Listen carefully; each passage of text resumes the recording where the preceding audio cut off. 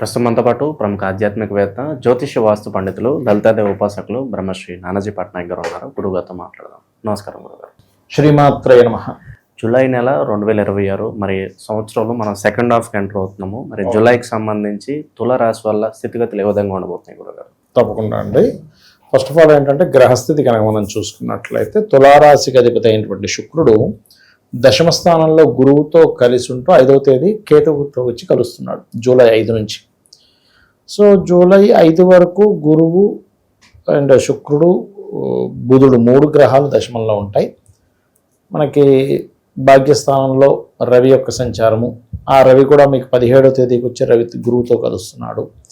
And అష్టమంలో కుజుడు, 6వ స్థానంలో శని, పంచమ స్థానంలో రాహు, లాభస్థానంలో కేతువు, శుక్రుడు మళ్ళీ 5వ తేదీకి కలుస్తున్నారు. ఈ యొక్క గ్రహస్థితిని అనుసరించి వీరికి ఎలా ఉండబోతుంది, ఏ దేవతారాధన చేసుకోవాలి, ఎటువంటి విషయాల పట్ల జాగ్రత్తగా ఉండాలి అనేటువంటి అంశాలు చెప్తుంది నేనైనప్పటికీ చెప్పిస్తుంది సాక్షాత్ లలిత అమ్మవారిగా భావిస్తూ, ఇక్కడ వీళ్ళు ఫస్ట్ వీక్ 5th వరకు ఉద్యోగ సంబంధించిన విషయంలో చాలా అనుకూలంగా ఉంది.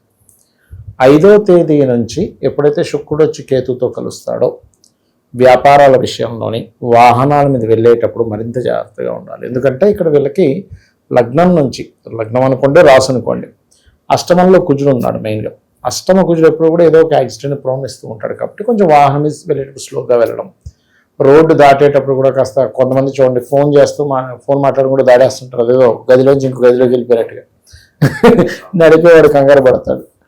ఎందుకంటే ఇక్కడ లగ్నాధిపతి కేతువుతో కలుస్తున్నాడు, అష్టమంలో కుజుడు ఉన్నాడు. ఆ కుజుడు దృష్టి కూడా శుక్రుడి మీద కేతువు మీద ఉంది. కాబట్టి ఈ యొక్క విషయంలో చాలా జాగ్రత్తగా ఉండాలి వీరు.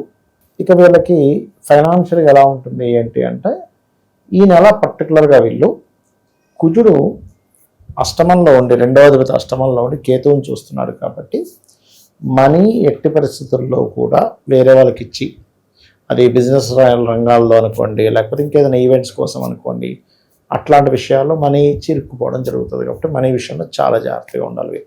అది కూడా మంగళవారాలు, శుక్రవారాలు అస్సలు ఎవరికి డబ్బులు ఇవ్వకూడదు వీళ్ళు. ఇప్పుడుండే గ్రహస్థితి ఈ నెల వరకు మాట్లాడుకుంటున్నాం, లైఫ్ లాంగ్ కాదు ఇది. ఓకే.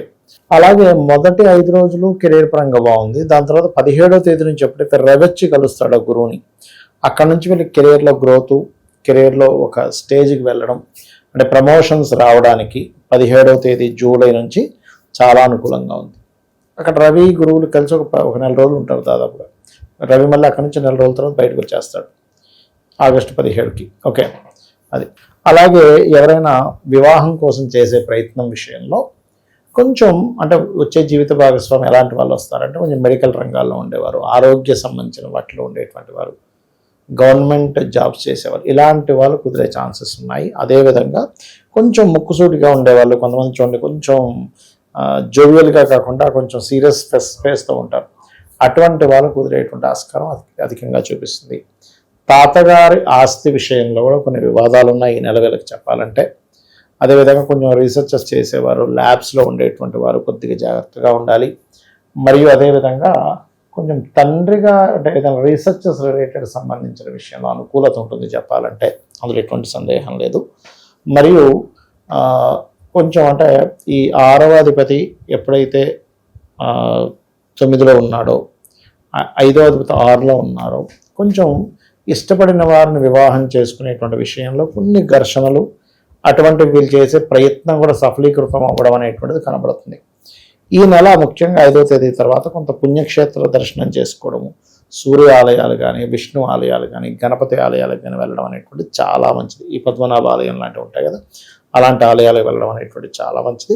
వీళ్ళకి ఇంకా ఫైనాన్షియల్గా బాగా గ్రోత్ రావాలి అంటే కనుక లక్ష్మీ గణపతి యొక్క ఆరాధన చేసుకోవడం చాలా చాలా అద్భుతంగా పనిచేస్తుంది. అయితే వీళ్ళకి పంచమంలో రాహు ఉన్నాడు కాబట్టి కొంచెం సినిమా ఫీల్డ్ వాళ్ళకి, రాజకీయ నాయకులకి చాలా బాగా కలిసి వస్తుంది చెప్పాలంటే. కొన్ని ఊహలు కూడా నిజమవుతాయి, ఇటువంటి యోగాలు ఉన్నాయి చెప్పాలంటే. ఇంకోటి ఏంటంటే వీళ్ళు చేస్తున్న జాబ్లో కూడా ఈ 17th నుంచి ఎప్పుడైతే రవి గురువుల కనెక్టివిటీ ఏర్పడుతుందో అక్కడ నుంచి జాబ్ పరంగా కూడా గ్రోత్ బాగుంటుంది. అన్నదమ్ములు, లేకపోతే ఇప్పుడు చూడండి కొన్ని ప్రయత్నాలు చేస్తున్నాం జాబ్ సంబంధించిన విషయంలో, గవర్నమెంట్ జాబ్స్ కోసం ప్రయత్నం చేసేవాళ్ళు ఇట్లా, లేదా తండ్రి యొక్క జాబ్ ఏదైనా పిల్లలకి వీళ్ళకి రావడానికి ప్రయత్నం చేసేటువంటివి ఇక్కడ అనుకూలంగా ఉంటాయి. హోమ్ లోన్స్ లభిస్తాయి. ఎప్పటి నుంచో గృహం కట్టుకోవాలనుకునేటువంటి అనుకూలంగా ఉంది. కాకపోతే ఈ కుజుడు అష్టమంలో ఉన్నందుకు కొంచెం వీళ్ళు ఏదైనా ల్యాండ్స్ తీసుకునేటప్పుడు పర్టికులర్గా, ఎందుకంటే ఇది భూతత్వ రాశులు, వృషభం కానీ కన్య కానీ మకరం కానీ 3 భూతత్వ రాశులుగా అంటారు. వృషభ రాశిలో ఎప్పుడైతే కుజుడు ఉన్నాడో ఇది ల్యాండ్ తీసుకునే విషయంలో కూడా కొంత ఇబ్బందిని క్రియేట్ చేస్తూ ఉంటుంది. అది ప్రధానంగా చూసుకోవాలి. గురుగారు, ఫ్యామిలీ రిలేటెడ్ ఇష్యూస్ ఈ మధ్యకాలం మనం చూస్తున్నాము, చాలా ఎక్కువైపోతున్నాయి. భార్యాభర్తల మధ్య అన్యోన్యత కావచ్చు, ఇక ఏవో ఫ్యామిలీ పరంగా చాలా డిస్టర్బెన్సెస్తో అవునండి. మరి దీనికి సంబంధించి మంచి పరిహారం ఏదన్నా తెలియజేయండి. ఇక్కడ ఫ్యామిలీకి సంబంధించిన విషయాల్లో అసలు మెయిన్గా ఎందుకు కలవట్లేదు అంటే, ఒకటి ఎక్స్పెక్టేషన్స్ పెరిగిపోయాయండి. ఎవరికి కూడా సాటిస్ఫాక్షన్ లేదు లైఫ్ మీద. పొద్దున్న లేస్తే ఉరుకులు పరుగులు నైట్ వరకు. సండే వచ్చిందంటే ఇంకా ఒక్కరోజు ఏదో కొంచెం అలా మళ్ళీ ఫ్రెండ్స్లో సాటిస్ఫాక్షన్ లేని జీవితాలు అయిపోయాయి. మెయిన్గా కాస్ట్ ఆఫ్ లివింగ్ పెరిగిపోయింది. ఇవన్నీ ఎక్స్పెక్టేషన్ ఏమో పెరిగిపోయింది, కాస్ట్ ఆఫ్ లివింగ్ పెరిగిపోయింది. అందుకని దాంట్లో ఇమ్మడలేకపోతున్నాడు మనిషి. అదొక ఎత్తు అయితే, వాళ్ళ పర్సనల్ చార్ట్స్లో 7వ స్థానం 12వ స్థానం పాడైతే కూడా ఫ్యామిలీలో గొడవలు వస్తూ ఉంటాయి. దీనికి ఏమిటి అంటే, ఒకటి వీళ్ళకి 7వ భావము 12వ భావంలో ఏ గ్రహాలు ఉన్నాయి, ఆ గ్రహాల యొక్క మహాదశలు అంతర్దశలు పాపగ్రహాలతో ఉంటే వాడికి దానాలు ఇవ్వాలి ఒకటి. రెండవది, వాస్తులో కూడా ఇంట్లో నైరుతి మూల ఉంటుంది చూసారా, నైరుతి మూల పొరపాటును కూడా చెట్లు పెంచకూడదు. అది భూమిని చీల్చుతూ ఉంటుంది చెట్లు, మొక్కలు పెట్టడం పెంచు, అది కూడా చాలా మటుకు ప్రమాదం. ఆగ్నేయంలో ఉండొచ్చు చెట్లు, అసలు చేయకూడదు. నైరుతి మూల పొరపాటును కూడా అద్దం పెట్టకూడదు. ఇవన్నీ కూడా కొంచెం ఇద్దరి మధ్యన విచ్ఛిన్నానికి దారితీస్తుంది. కత్తెరలు పెట్టడం, అదే చాలా పెద్ద డేంజర్. కత్తెర పెడితే కనుక కట్ అయిపోతుంది ఇద్దరు రిలేషన్ అనేటువంటి. అలా ఈ జాగ్రత్తలు తీసుకుంటూ నైరుతి మూల క్రీమ్ కలర్ ఉండేలా చూసుకుని, మాస్టర్ బెడ్రూమ్లో వీలైనంత చీకటిగా ఉండేలా చూసుకొని, లలితా సహస్రనామాలలో ఓం శివకామేశ్వరాంకస్త శివా స్వాధీన వల్లభాయ నమః అనే మంత్రం చేసుకోవాలి. ఖచ్చితంగా వీరికి బాగుంటుంది. అయితే ఈ నామాన్ని రోజుకి 48 నిమిషాలు చేయాలి. చేస్తే కనుక ఖచ్చితంగా బాగుంటుంది. అదేవిధంగా మరొక విషయం ఏంటంటే, ఇక్కడ కొన్ని సందర్భాల్లో ఇద్దరికి వివాహం చేసేటప్పుడు కూడా ఈ 12వ భావం ఎలా ఉందో చూడాలి. ఇద్దరికి 12వ భావం పాడై 2 వివాహాలకు సంబంధించిన యోగాలు ఉంటే ఇద్దరికి చేయడం వల్ల తొందరగా విడిపోతారు. అలా కాకుండా ఒకరికి బాగుంది ఒకరికి బాగాలేదు, అప్పుడు ఏమవుతుందంటే ఏదో చిన్న గొడవలు వస్తుంటే పోతుంది. ఇలాంటప్పుడు ఒక్కొక్కసారి సందర్భంలో అమ్మాయి ఏదైనా పుట్టింటికి వెళ్ళింది, లేకపోతే ఈ అబ్బాయికి ఏదైనా ఉద్యోగరీత్యా వేరే ప్రాంతానికి వెళ్ళి, అప్పుడు ఆ దోషం నల్లిఫై అయిపోతుంది. అంటే ఇప్పుడు హైదరాబాద్లో జాబ్ వెతుకున్నాడు, త్వరగా బెంగళూరులో వెతుక్కున్నాడు, దొరికింది, అప్పుడు ఆ దోషం పోతుంది. కొన్నిసార్లు వాంటెడ్లీ జాబ్ పరంగా ఏదైనా దూరంగా వెళ్ళడం వల్ల కూడా వీళ్ళ జాతకాల్లో ఉండేటువంటి దోషం పూర్తిగా పోతుంది. పరిహారాల విషయంగా ఏం చెప్తారు గురుగారు వీళ్ళకి? ఎక్కువగా లక్ష్మీ గణపతి చేసుకోవాలండి. ఎందుకంటే లగ్నాధిపతి వెళ్ళి ఎప్పుడైతే కేతువుతో కలుస్తున్నాడో లక్ష్మీ గణపతి చేసుకోవడం, కాస్త గోవులకి గ్రాసము తినిపించడము, గరికతో గణపతి యొక్క ఆరాధన చేయడము.